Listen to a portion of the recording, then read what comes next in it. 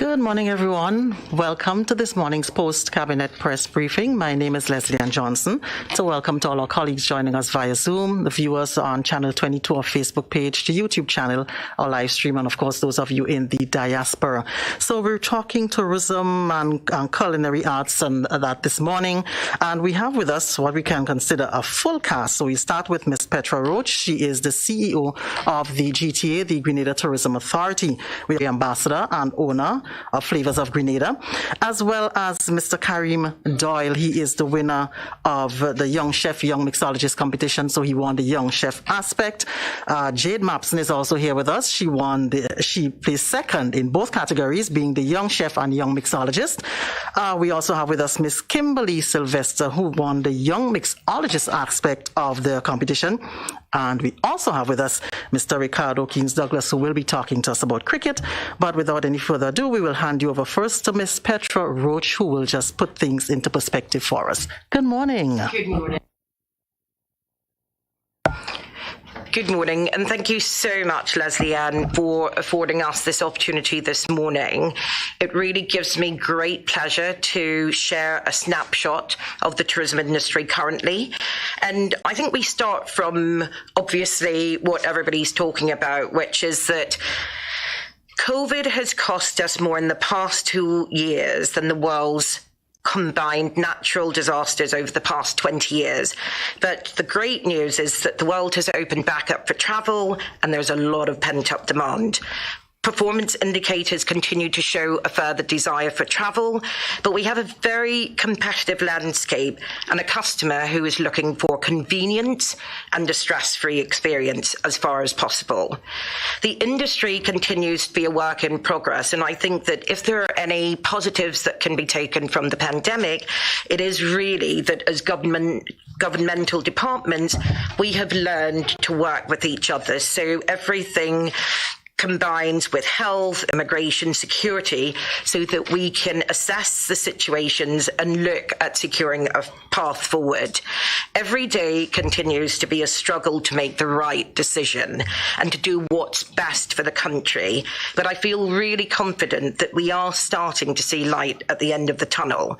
And again, if we put that into context, December actually attracted for us the largest number of visitors to the island for the year 2021. With a total of 28,722 stayover, yachting and cruise visitors. So December, we had almost 30,000 visitors, which represented an increase of 1,288% over December in 2020. Total air passenger arrivals were 11,502. And if we break that down further, that actually meant that 9,557 were visitors, and we also had 106 student arrivals. And then the rest was made up of returning residents and other non-visitors. So that total was 1,839 passengers. And we had exceptionally strong performances from all our airline partners, most of whom flew with load factors in the high 90s. And actually, JetBlue was the strongest carrier and recorded the most number of visitors to the island for the month of December, with 3,394 passengers. And if we look at the breakout of where the business was coming from, the United States dominated with 5,616 visitors, and then followed Europe, which had a total of almost 1,800. And out of that European business, the largest came from the United Kingdom with almost 1,500 visitors. Canada followed afterwards with 1,220, and then we had the Caribbean coming up at the back of the pack with 702 visitors, of which 636 came from the CARICOM region. We also saw a really positive trend, which was a change in the length of stay. So the USA in 2019, actually most visitors stayed for 9 days. That actually moved to 12 days in 2021. In the UK, it usually was 12 days. That moved to 15 days for the average length of stay. And then we had Europe moving from 12 to 15 in 2021, Canada moving from 10 to 17, and then the Caribbean moved from 7 days in 2019 to 14 days in total. And this strong performance for December can really be attributed to the simplification of the travel protocols and the removal of the quarantine restrictions for fully vaccinated visitors, which complemented our then uptick in marketing activity globally. So we continue to focus on our top producing regions. In the US, you've got New York, Florida, New Jersey, Texas, and California. In Canada, we have Ontario, Quebec, Alberta, British Columbia, Nova Scotia. And then in the UK, the strongest producing regions are Greater London, Middlesex, Suffolk, Essex, and Kent. And then, of course, cruise, which was a big topic of conversation. So in November, we actually sat together as a group and with our stakeholders, and we came up with the bubble tour scenario. And we managed to open back up cruise, which was not easy, as there was still a lot of mixed sentiment locally about whether or not it was the right thing to do. Ultimately, we followed the science and we accelerated the training program that we had, held several stakeholder meetings, and reiterated the need for masking, social distancing, and vaccination in the sector. And I think one of the strengths that we've got at the minute is that the hospitality sector continues to be 100% fully vaccinated, which I think there are very few other places in the world that can have that boast. And by protecting ourselves and our people, we felt that we could manage the cruise sector. And in November, we therefore recorded the first passenger arrivals of 6,979 cruise passengers and ended the year with a total of 25,000 cruise visitors. Going forward, we have a total of approximately 202 calls for the season.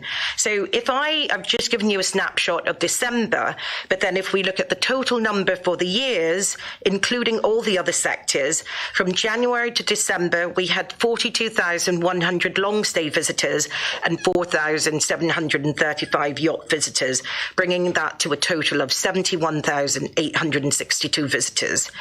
We've got some very aggressive forecasts for 2022, where we are anticipating that we will be very close back to 2019 numbers, where we have 142,922 long stay visitors, 15,500 yachties, and 175,000 cruise passengers approximately. So if you look at what that increase is over 2021, we're looking to an increase of about 365%. So that means that that's a lot of hard work that we've got to put into place. And just to give a quick synopsis as well in terms of the airlift capacity, it has really been an arduous task ensuring that we're back on track with the airlift capacity, because it's still a very fluid situation. You know, it's dictated by market variables, and spikes in variants means that then you've got the responding protocols being implemented, which means that the airlines then reduce capacity or in some cases suspend capacity totally. So if I say where we are currently in the US and the UK, we're back to our numbers in 2019. So American Airlines is flying daily. That was up from 3 times daily in November. 3 times weekly in November. And then we've also got the Charlotte service, which is a seasonal service that continues. And JetBlue, we continue to have a daily operation with their Mint Premium service on Saturdays. We're looking very favourable about having a start of a new service from Boston in November 2022. And then out of the UK, we've got both British Airways and Virgin continuing with their twice weekly service. And the challenge that we have at the minute is that we still have to fly over another destination. So with British Airways, we're flying over Antigua and then coming into Grenada, and that's on Wednesdays and Saturdays. And then with Virgin, we're actually flying over Barbados, and that is on Mondays and Fridays. So we will continue to be at a competitive disadvantage because we don't have a non-stop service. So we're continuing to prime that market. We recognise that it has loads of potential, both in terms of the propensity of spend for that visitor as well as their length of stay. So we want to build that business to a level where we can look at increased frequency and also a non-stop routing. Out of Canada, the challenge with Canadian government and the restrictions being implemented has meant that we had a very short-lived return of Air Canada. So that came back. We had really strong numbers. But of course, because the government has said that leisure travel is no longer an option, it has had a really onerous impact on our forward bookings, which then caused Air Canada to suspend the service, not just on Grenada, but on the majority of their routes within the Caribbean. And we've spoken to them, and we reckon that that service will recommence in winter 2022. And we also continue discussions out of that market with Sunwing, and we are looking for them to start a service again in winter 2022 as well from Toronto. Condor had actually suspended service for last winter, and we now have them loading Grenada again. We will have a flight which recommences in November this year, and that flight will be shared with Tobago, and it will follow a triangular rotation of Frankfurt, Grenada, Tobago, and then back to Frankfurt. And we reckon, again, that that will give us really good, solid bookings going forward. So the reality is that travel and aviation's recovery is dependent on governments taking steps to remove travel restrictions, because it is that continued requirement for pre-departure testing that's a leading factor in the decision for people not to travel internationally. People simply are not willing to take the risk that they will be stuck abroad if they test positive. So after a very challenging Christmas period where we saw the Omicron cases on the rise and many were forced to isolate over the holidays, the UK entered 2022 with a renewed sense of confidence. And on January the 19th, it was announced that the UK Omicron variant had peaked, and that wave had peaked, and many of the restrictions were then lifted. And the UK government then urged the public to make a return to the office, bringing an end to the work from home recommendation. And following on from that, they also, as of February the 11th, will end COVID pre-departure testing for vaccinated air travellers. And the European Union as well, they have recommended that countries remove intra-Europe COVID travel restrictions. And this actually, that simple factor, will be one of the biggest boosts to the travel industry for the past 2 years. And Airlines for America, they represent American Airlines, Delta Airlines, United Airlines, etc. They continue to agitate for relaxation of protocols because they've had poor trading conditions, where their international air travel numbers are still down 38% over 2019 numbers. But as I said when I started, the market has now started to settle. The huge number of cancellations that we have seen, that's beginning to slow. And fingers crossed that we have now overcome the worst and can engage in a consistent and impactful promotional program that brings a strong return to our visitor numbers, while still adhering to the protocols, while still masking, while still continuing to get vaccinated, while still continuing to social distance. And again, the conversations with the stakeholders continue, because as the Tourism Authority, we certainly cannot do it alone. It has to be with constant engagement and commitment of each and every one in Grenada, Carriacou and Petite Martinique. So just to give you, in terms of going forward, our priorities, the values for the brand continue to be centred around sustainability, conservation, travel with a purpose, and the niches where we see the biggest growth potential would be MICE, which is meetings and incentives, health and wellness, romance, culinary, soft adventure, diving and nautical. We have a really unique proposition. At the end of the day, we are one unique destination, but 3 islands to explore. And therefore, that's going to be a big thrust for us with the summer campaign, where we're looking to offer families who are travelling to Grenada the opportunity to get discounted travel to Carriacou or Petite Martinique with discounted Osprey tickets. And we're also looking to run some local summer camps with the PFA and the PCA, so the Professional Football Association and the Professional Cricket Association. And then again, we continue to redefine what our product looks like on the ground, because at the end of the day, people are looking for those cultural tourism experiences where they can eat locally, where they can use local tour guides, where they're putting money back into the local economy. There is that conscious shift to buying local. And we can especially leverage this with our culinary experiences, where we have themed months and we promote local and we push for more farm to table. And with that is our introduction to some of our guests this morning. And we just recently finalized the Young Chef, Young Mixologist competition, and it was a very nail-biting finish. We attracted 10 finalists for the chef competition and 6 finalists for the mixologist competition. And we put together a program where ultimately it was not just about what they would put in the glass or what they would put on the plate, but it was also about going into a local farm and seeing the farmers and what they're growing and the challenges that they're coming up with, and how we can improve that communication to ensure that whatever we put on the table is the freshest that there is. And ultimately, this industry, we can't just be looking at curating it for today. We have to look at upskilling our local talent, our youth, because that is the generation for the future. And I'm really, really pleased to say that we had some exceptional concoctions that were created, and we combined that also with etiquette training. We combined it with also media training, because at the end of the day, we want also to be instilling a sense of confidence, a sense of belief in self in our future generations. So it's not about me continuing to talk about the Young Chef, Young Mixologist. We've actually brought the winners here for us to join us today, and I'll ask you to pass on to them now. Thank you, Leslie. Thank you so much, Ms. Roach. All right, so we have with us right now the winner of the Young Chef category, that is Mr. Karim Doyle, and Ms. Jade Mapson. You actually placed second in both categories. So I'll start with Mr. Doyle. Just tell us a bit about yourself and talk to us about the competition and how it has helped you, how much you probably looked forward to being part of the competition, and what is next for you.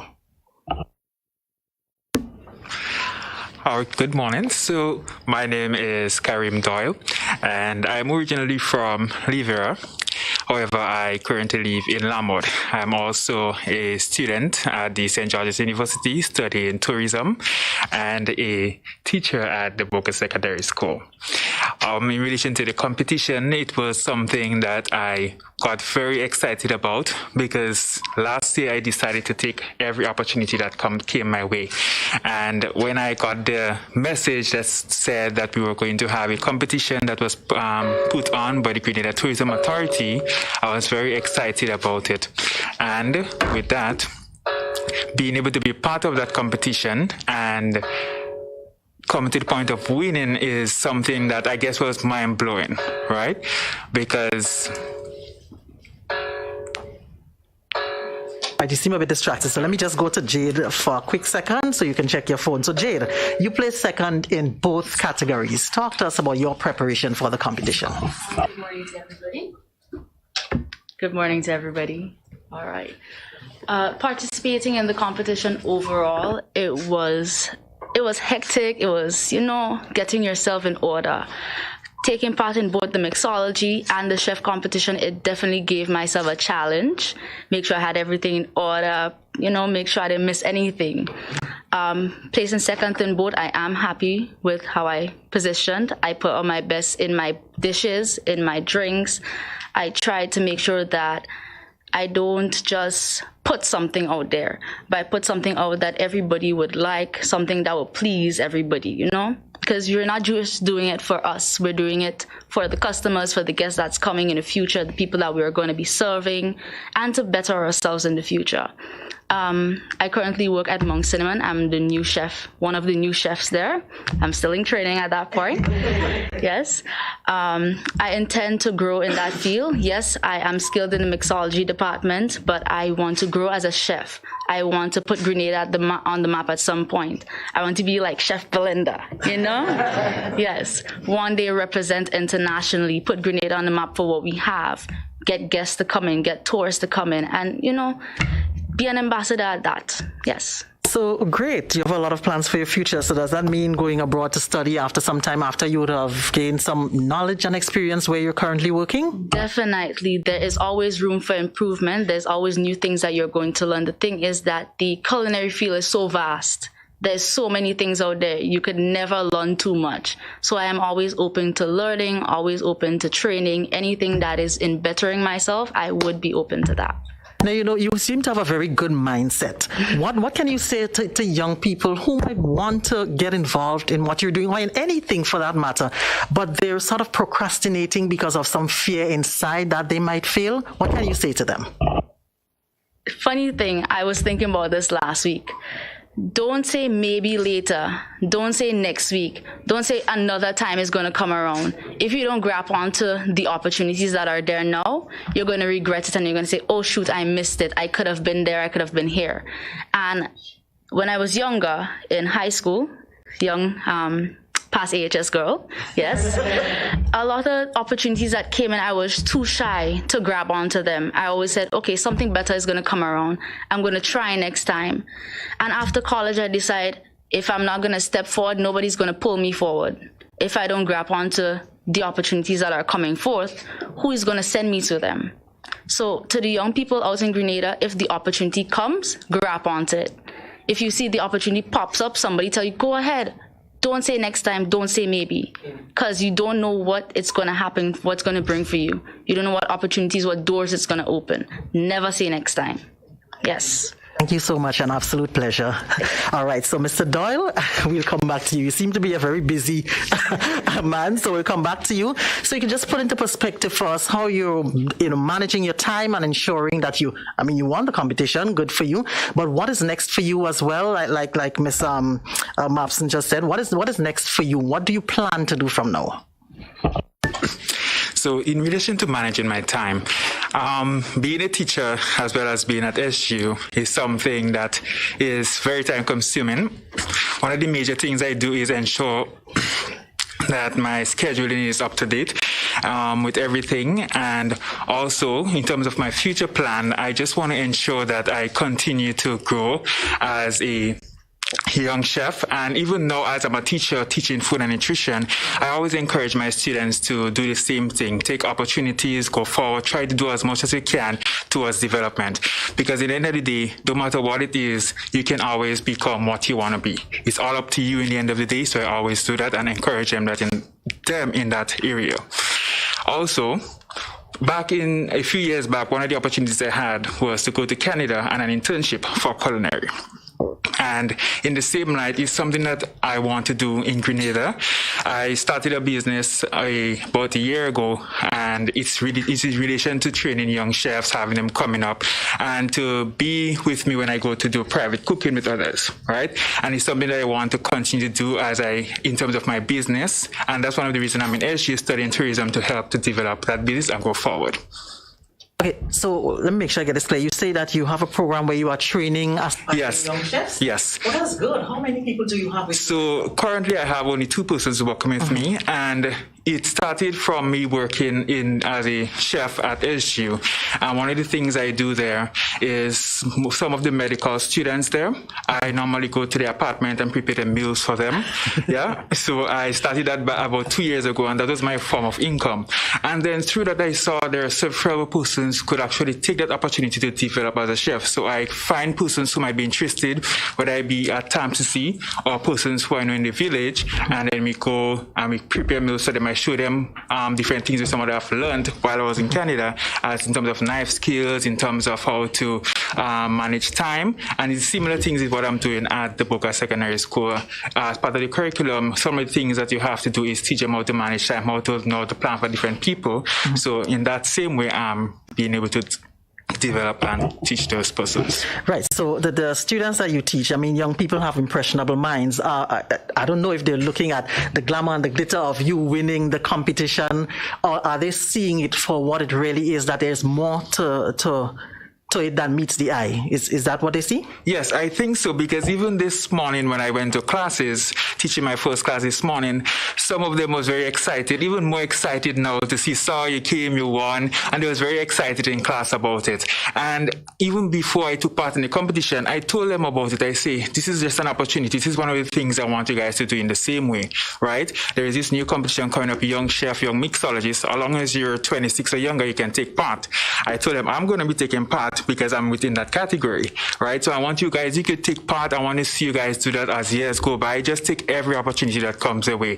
So now me going into that competition, actually winning, is actually an encouragement for all of those students. And I'm very happy to see how they're taking it.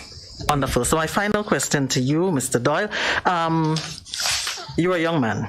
Yes. Where do you see yourself, let's say, in the next 20, 25 years? Is it having your own restaurant? Is it having your own business? Just leading a number of people who we can actually produce these chefs that can actually go out into the world and put Grenada on the map culinary-wise? So within the next 20 years, 10, 20 years, wow. So where do I see myself?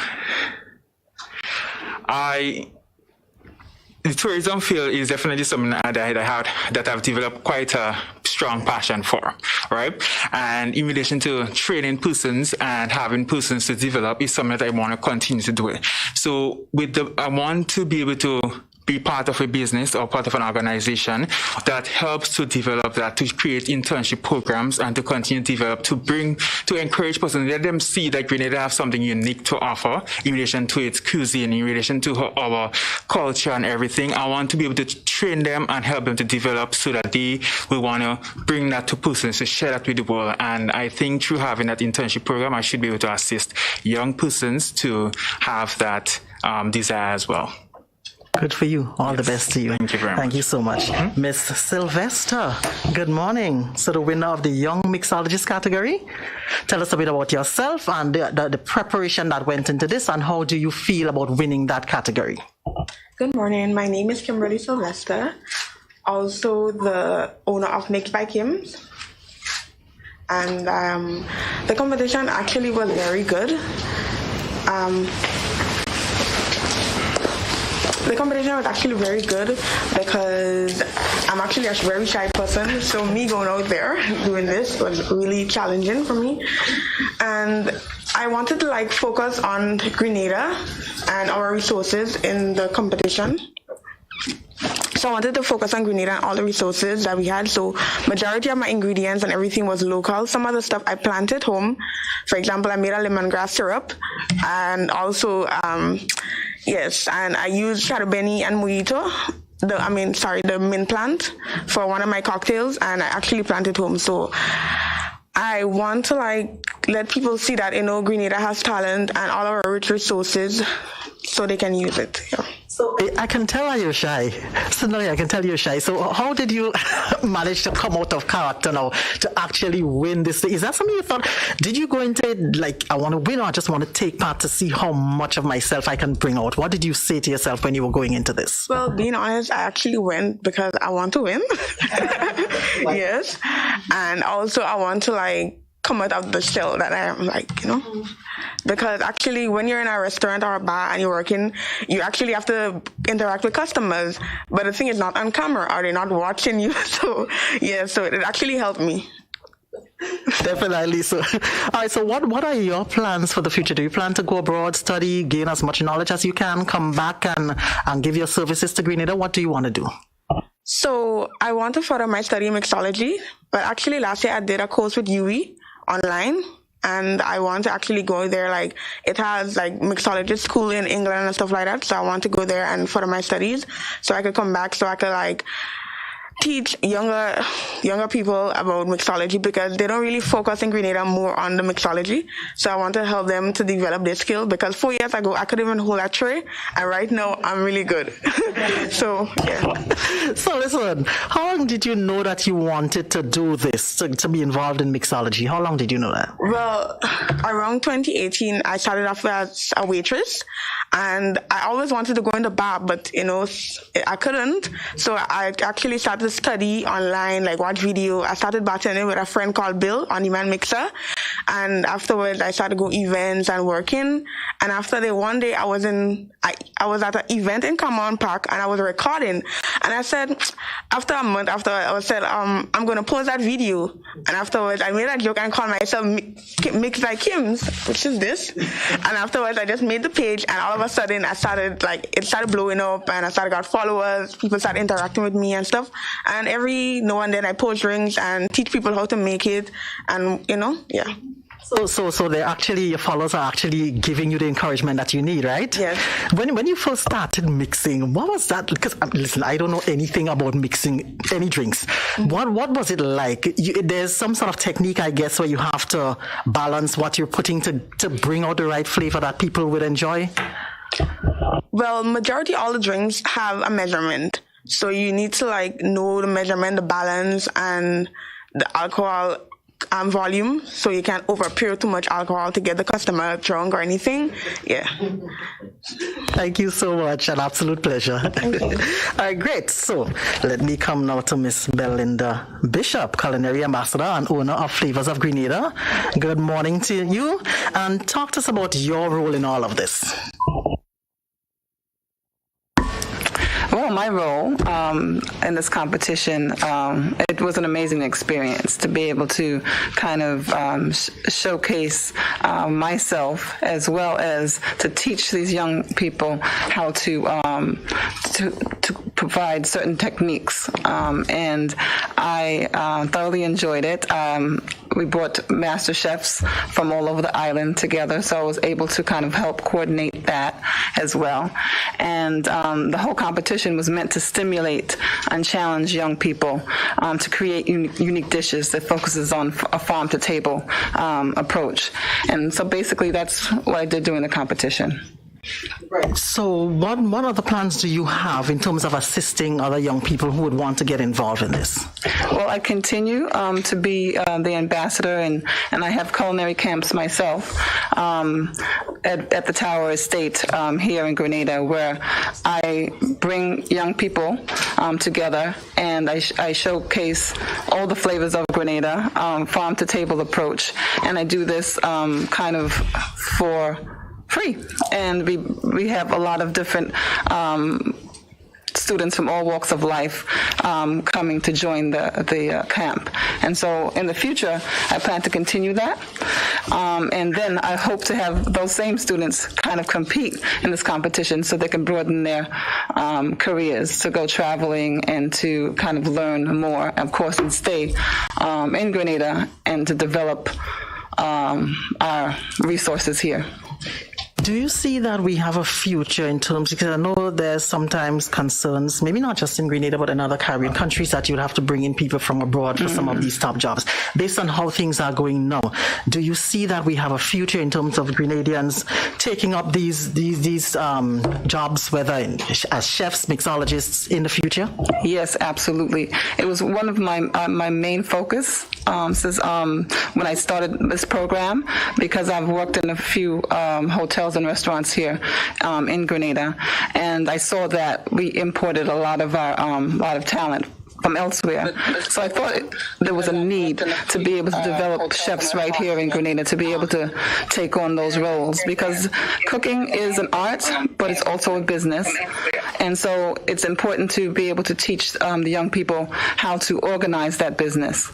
And so that's what's really great about this competition and all these different things that we're doing now here in Grenada, is to be able to teach how to run the business of cooking and tourism, culinary tourism in Grenada. Mm-hmm. Thank you very much.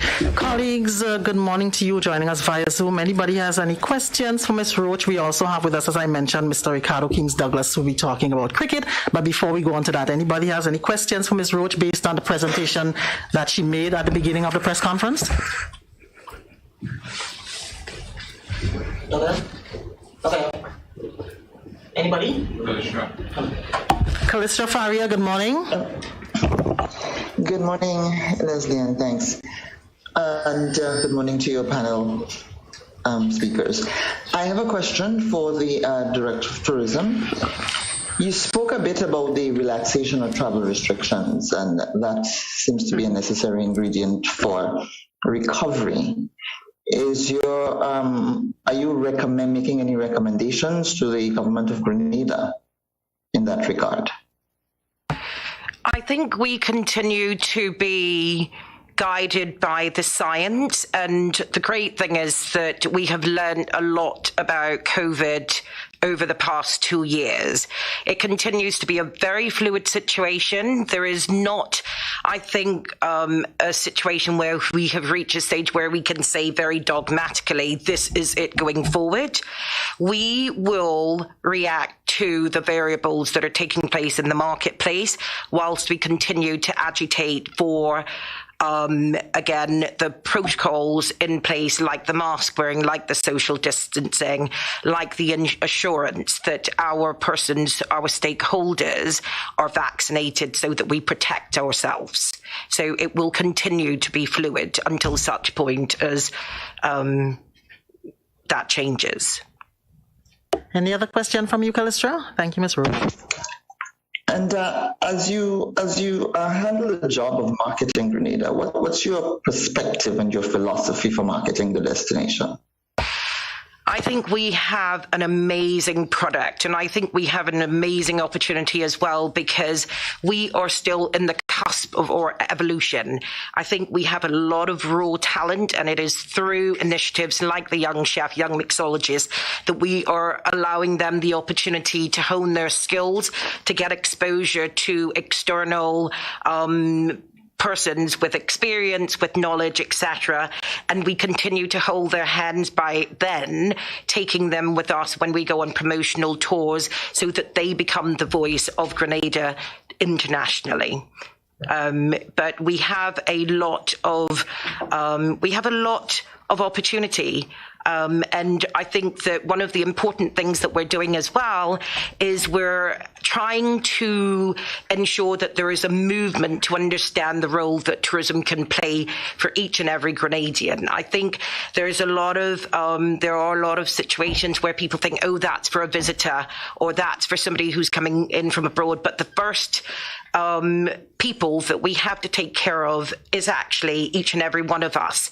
And when we continue to enjoy the services and, continue to create a market, then that expands organically to people who are coming here to share our, experiences. But the experience has to start with that authentic, real and not contrived experience, which is the interaction with the Grenadian people, who are the strongest asset that we've got. Thank you. That's it, Callistra? Just one final quick question. The tourism industry sometimes can appear to be more of an accommodation sector. Tell me more specifically on how we would seek to broaden what our tourism industry is here in Grenada, rather than just a place where we provide rooms. I think it starts with how we position ourselves and the narrative that we share. I think a lot of times we don't talk about how safe the destination is. So people who are in the marketplace are coming and they think, oh, well, maybe I need to stay behind the four walls of the accommodation. But we are continuing and agitating to share the story about the natural resources, about the elements that we have here, the beautiful waterfalls. And what we're doing at the same time is also also growing out the product so that ultimately it's more of an experiential product. When you have a situation where somebody can come and meet a local farmer and walk through the gardens and actually then choose what the farmer is going to cook for them, or farmer stroke chef, and have that sort of experience, or you go down to the spice market and you have somebody like Miss Slocum showing off her local nutmegs and talking about where it's grown and her family who grows it and making that personal story. That's going to be the differentiator. And we have to make sure that the product that we are creating is living and it really embodies all those wonderful attributes of the Grenadian personality, the warmth, the friendliness, the creativity, and the embracing of others. Thank you, Callistra. GBN, good morning. Hi, good morning. A question for Miss Roach. You have highlighted the uniqueness of Grenada and the cuisine as a major part, as well as we have heard from the different young chefs and Chef Belinda about the importance of developing their craft. But my question has to do with would the GTA be advocating the government or agitating the government for the need to create a culinary school for Grenada, instead of having these young students these young chefs who are present, instead of having to travel, staying in Grenada to study, just as we have SGU here. Why not bring in some executive chefs overseas and come and develop a training school so we don't have to go out there and the expense would not be as great as traveling to our next country to learn to develop your skills as a chef. And young chefs in Grenada could take up the executive chef's jobs at some of the major hotels in Grenada. So, Jared, I think that you're actually eavesdropping on our conversations, because one of the things that all the participants won as well was a course with WISH, which is the West Indies School of Hospitality, which we have locally. And again, WISH has now started conversations with the Culinary Institute of America, where we are going to be building our own school here and training up some of our already accomplished chefs to be a part of that training experience. I think one of the things when we went into the program initially was that we recognized that there was a limitation in terms of the spaces that the chefs could actually go in and practice their skills. So that Culinary Institute of Culinary Institute of Excellence, that is actually going to be a bricks and mortar building with all the facilities where they can, again, practice their skill. And again, Belinda mentioned before that we brought together a cadre of local and international chefs and mixologists to actually teach the program with her. And I think that, again, no man is an island, and I fully agree with you that it has to be about the continuation of exposure and giving people all different types of exposure, etc., to actually make sure that they develop into the best versions of themselves. So definitely Culinary Institute of America on the cards. Thank you. Any other questions from you, Jared? Yes, a quick follow-up to that. Since it's already in the pipeline, how soon can we see it? We don't want these young chefs having to travel to our next country. So I will get back to you with the timing, but I can tell you it's imminent. We're already having the conversations, and that is being led by our chairman, Mr. Barry Collymore. And again, we have this as priority.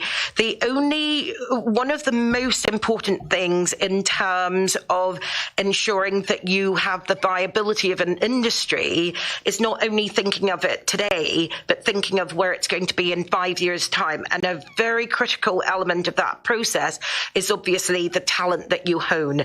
And besides the actual practical skills, I think what's important is giving these young people the opportunity to sit at the table for occasions like these and have their voices heard as well. Very, very important. Thank you, Jared. Nancy McGuire, good morning. Good morning. Good morning to everyone. I would like a little more information on how this authentic experience is going to be developed in the community. How is the authority reaching out into the community for not necessarily some special location, but just the average Grenadian that you value so much as part of the experience? So I'd like to know more about how you're going to do that. And secondly, could you elaborate a bit more on reaching to Carriacou and Petite Martinique as one-day destination, 3 islands? What do you have in store there? Thank you. Thanks, Nancy. So in terms of the community tourism, I think a lot of people talk about community tourism as though it's something that is separate. I think that we are an inclusive island, and therefore community tourism starts and ends with the interaction that every visitor has with each and every one of us. We are going to be launching within the next 2 weeks a volunteerism program, because again, we don't want for there to be this contrived experiences that you get in a lot of other locations. We want that immersive experiential opportunity. And we have had a series of outreach to local stakeholders to talk about the projects that they are involved in at a community level. And that will be launched, as I said, within the next 2 weeks under our volunteerism program. I think that intrinsically the traveller has changed and they want to do good. They want to ensure that they are good global citizens, and they want to ensure that their money is going back into the local community and benefiting the local community. So all these organic things that are already set up are going to be under the umbrella of the volunteerism program, and that will actually have a very, place of pride on our website, and also we've sent it out to all the distribution channels that we work with in the external market, whilst at the same time, again, dealing with the local stakeholders who are involved in the industry and asking them to share information about new experiences so that we can add to that.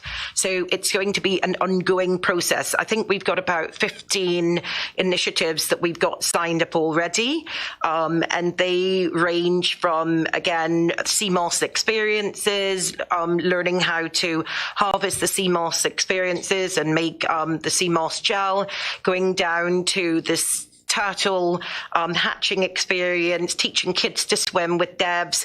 There are quite a few things that are already on there, but again, we want you to share the information about the project so that we can continue to supplement the 16 initiatives that are on there already. And then you asked about Carriacou and Petite Martinique. Ultimately, we recognize that that is a competitive advantage that not many other places can boast about.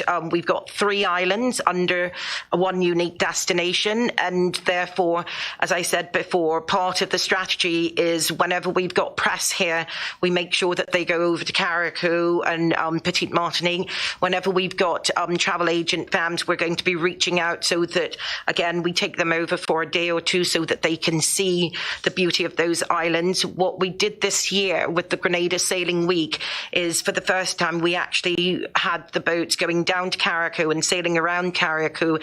So we ensure that they are part of the story, part of the initiatives that we're going to be running, but in a very organic way, because I think, the beauty of places like Carriacou and Petite Martinique is their natural, there's nature and their sense of authenticity, and we don't want to disrupt that too much.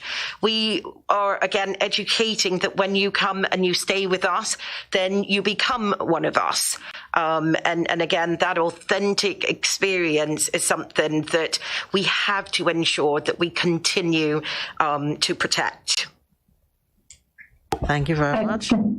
You have another question, Nancy? Yes, I do. Thanks.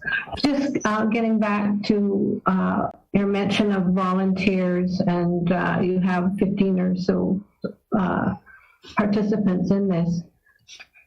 Are these already established places? I'm just thinking about someone out there that's hearing this. How do they become a volunteer if they have a talent or a skill or anything that would be something that a tourist would like to enjoy? How do they become part of it? How did you reach out to people, and how does it continue to expand? Thank you. Thank you, Nancy. So again, it's through word of mouth. We have a product department in the GTA's office, which is led by Karl Hostialek.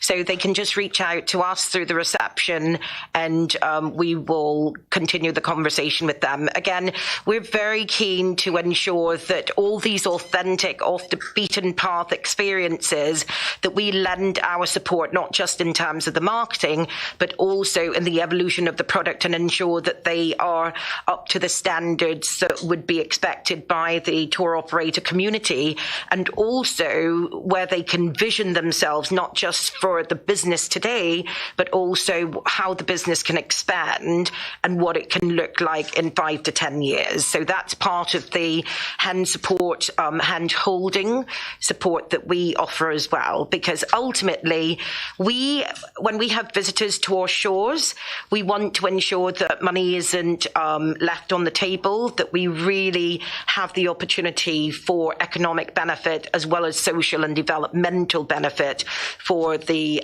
local community. Thank you. As we promised, we have Mr. Ricardo Keynes Douglas here with us, but GBN, I understand you have another quick question. Go ahead quickly, please. Yes, I just have a follow-up question to my question about the culinary school. The plans, do they incorporate TAMCC in terms of the hospitality department, which we know is well versed in developing and budding young chefs and mixologists and other people for the hospitality industry? Yes, Gerard, and we actually started the conversation with TAMCC. That was where the conversation about the young chef mixologist started, because GTA had already a memorandum of understanding. And again, we wanted to escalate what they were doing already with this competitive element, and also lend the opportunity for these young budding chefs and mixologists to then travel with us when we go overseas for our promotional tour. So it's working hand in hand with TAMCC, again, leveraging the opportunity and continuing the conversation about how we can get the best out of the talent that we have. Great. So, Mr. Keynes Douglas, it's good to see you. You'll be talking about the extravaganza, the experience that will be created for the cricket. The floor is yours. Okay, greetings, everybody. Greetings, everybody. It's a pleasure to be here. Okay, I'm producing, we're trying to do a beautiful, because cricket is the in thing in March, is the exciting thing coming to Grenada. So we have to make it an experience. So I'm producing the carnival. We're trying to do a mini carnival effect extravaganza during the cricket, because we're going to have tons of people coming to Grenada, and it's going out to the world. So we want to showcase our culture, the excitement we have, what we have to offer. And also maybe it's a template for Spice Mars, because this is coming from GTA and Spice Mars. Rather, Chair, Mr. Artie Gill, they all came together and decided to do this. Now, the excitement of this thing is that we want to showcase our culture. So what we want to do is have a mini parade on the opening of cricket, the day of the cricket. So we're going to have like short knees, a section of short knees, Veko, Moko Jumbies, ballet dancers. We're bringing in Shakespeare Mass, hopefully. They can come in. We have the string string band. We have a float, a beautiful float with a steel band on it. We have Jab Jab, of course. We have the fancy mass. So what we want to do is to create this massive, beautiful, controlled way parade. So that will give the excitement of the opening of the day on the day. Throughout the cricket period, which is the 24th to the 28th, there will be mini shows within the stadium. And so some days we'll showcase ballet dancers with short knees. Some days we'll showcase the Moko Jumbies. Some days we showcase Vaco. So it's going to be an excitement on the breaks.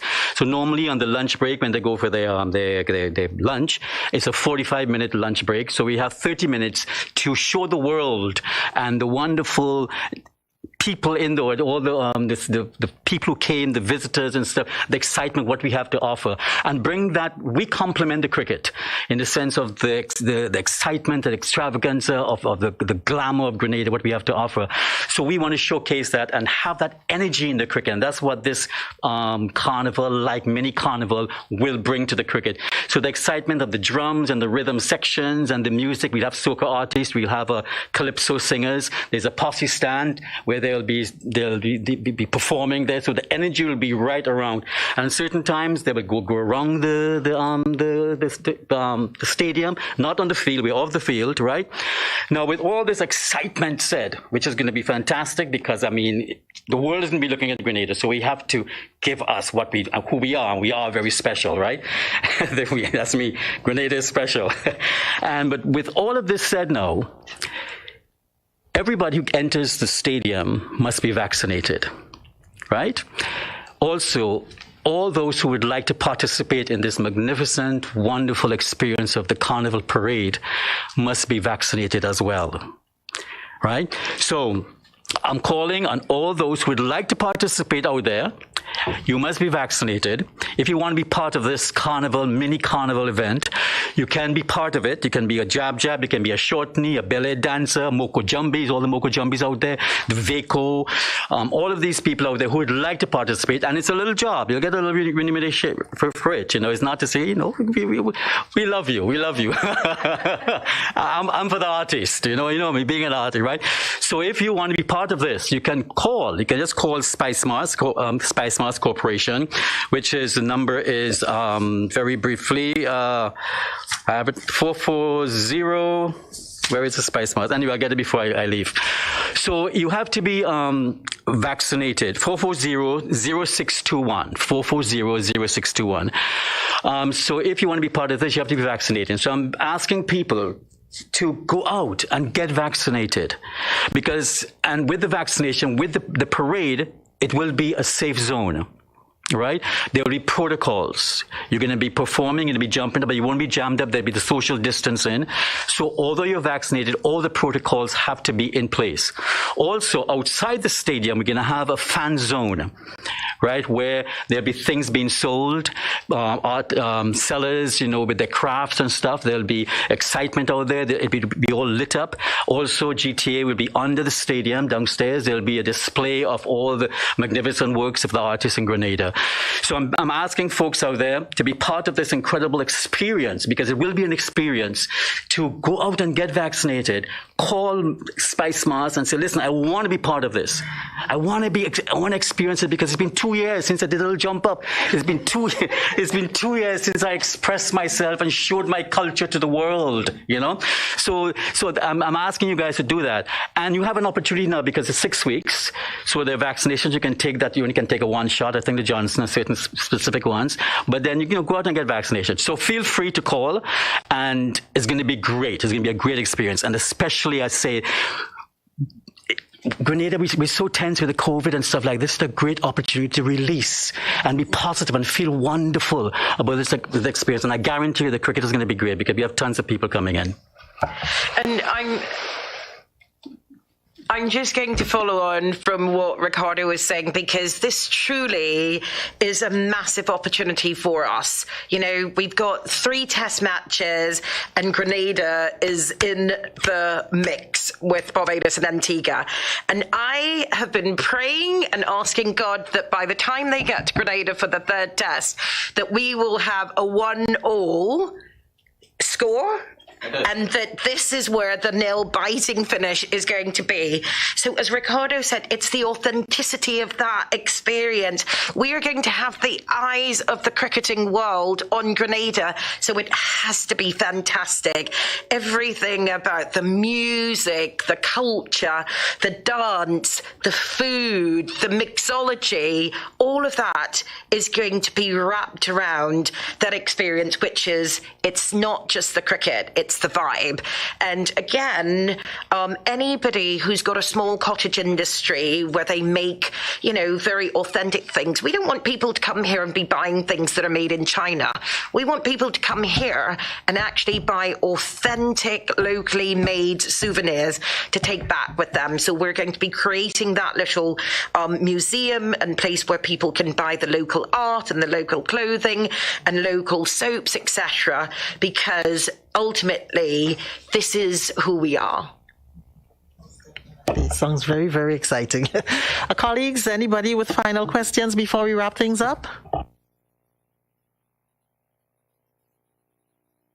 So let me just ask Ms. Roach while they get their thoughts together if they have anything. At the end of this, I'm sure post-mortem will be done. Y'all will come together and talk. So what are we hoping our scorecard could look like at the end of this? But as you said, the eyes of the world will be on Grenada. What will it look like? I want there to be a buzz internationally where it says, I didn't know that little place that has 112,000 population and 134.6 square kilometers, I didn't know that all that amazing talent existed there. I want to go to Grenada. You want to add anything to that, Mr. Keynes-Douglas? No, I associate myself with all the things that you have been saying. Exactly. Grenada is so special, and as we say, the eyes of the world will be on Grenada. And we have such a wonderful thing to offer, our culture, and we are so unique in our own little way. It's the Isle of Spice, just coming into this island, you can smell it in the air, and that's the magic of this place, So I know it's going to be a wonderful event. So my last little plea is all the artists out there, all the folks out there, please, get vaccinated, phone Spice Mask coming, and we're going to have a wonderful 4 days, and I hope it goes to 4 days. 5 days. 5 days. 5 days, yeah. So Mr. Keynes-Douglas, you mentioned about the Deveco and the Shortney and all that. Are we trying to have a controlled number, like you're putting a cap on how many you want, and just to ensure now that everybody who says he's vaccinated is actually vaccinated? How are we going to handle that process to make sure that when we get to the stadium, visitors and locals know that they are totally safe? Thank you. That's a very good question. We have a cap. It's 15 to 20 people per section, right? Everybody has to show us their vaccinated card, etc., those who want to participate. So it's going to be a really controlled situation. Even in the jumping up, even the sections, they'll be spaced out within the sections. And basically that's it. So it's a safe zone. Even where we are having the fan zone, all the people who are selling, all the people who attend, the bartenders, the ushers and stuff, they all have to be vaccinated, and they have to have a proof of vaccination before. And that's the only way you participate in the carnival or getting into the stadium. So you must have that, and it will be controlled. And even me as producer, you know how I operate, right? So it will be spaced out, and everybody take the thing. Everybody have their masks on and stuff. And being vaccination does not mean you stop doing the protocols. The COVID protocols complements the vaccination. So although you have the vaccination, you still have to do your social distancing, wear your mask. Every masquerader would have their mask. Maybe you might have a little feather on it, but who knows? But it will be controlled, yes. And the cap is 15 to 20 people. Thank you so much. All right, so Ms. Roach, we've been here. And you've spoken a lot about what we're doing for the industry, and of course this. Any final words from you? The colleagues don't seem to have any more questions, so final words from you and we'll wrap things up. I just wanted to reiterate that this really is about hearing everyone's voice and for everyone taking responsibility for their part in the overarching building out of our re-entry. We are the tourism authority. Ultimately, we can be the architect which brings people together, but we can't do it on our own. And I think at the end of the day, we have a very clear vision in terms of really mapping out the narrative and all our stakeholders' the role that they have to play in mapping out that narrative.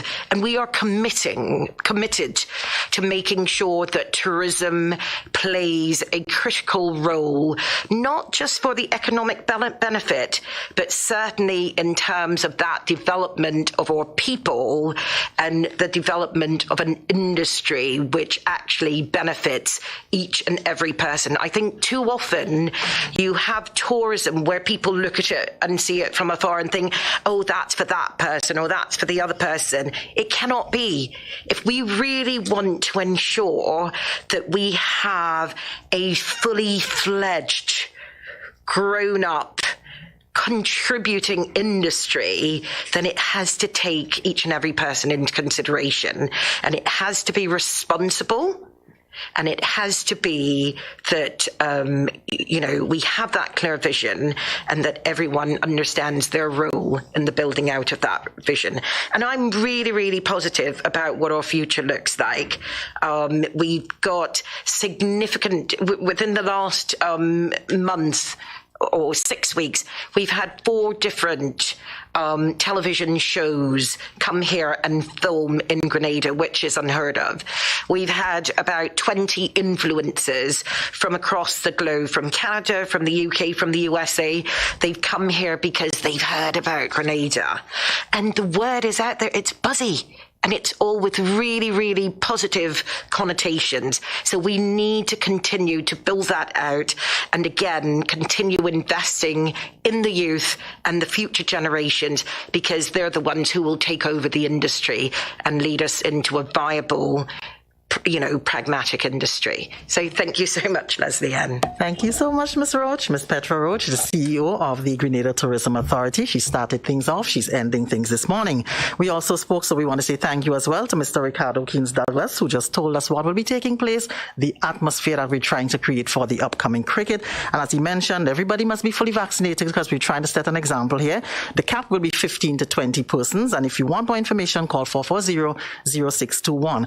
We also want to say thank you to Ms. Belinda Bishop, Culinary Ambassador and owner of Flavors of Grenada, as well as Mr. Karim Doyle, the Young Chef winner of the Young Chef, Young Mixologist category, and Ms. Kimberly Sylvester, who won the Young Mixologist aspect, and Ms. Jade Mapson, who placed the second in both categories. Young people making us very, very proud and doing their thing. So congratulations to all of you that are still in the room. Congratulations to you, and keep doing what you're doing. All right, so here's where we end the post-cabinet press briefing for today. So thank you to all our colleagues who joined us via Zoom, and those of you who joined us on the Channel 22 of Facebook page, YouTube channel, and of course those of you in the diaspora. Have a blessed and productive day. We will see you again next week.